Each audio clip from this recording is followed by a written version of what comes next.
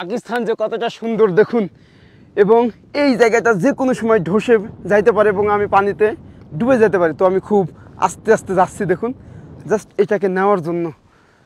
আল্লাহ, এইরকম জায়গায় আমি আছি। ও ভাই, এটা অনেক স্লিপ। হ্যাঁ, আমি কিন্তু অনেক স্লিপ করতেছে আমার পা। এই যে দেখুন বরফ, এটা আমি বাংলাদেশে হাজার হাজার টাকা দিয়ে বিক্রি করতে পারবো ভাই, বাংলাদেশে যদি নিতে পারি। দেখুন হ্যাঁ,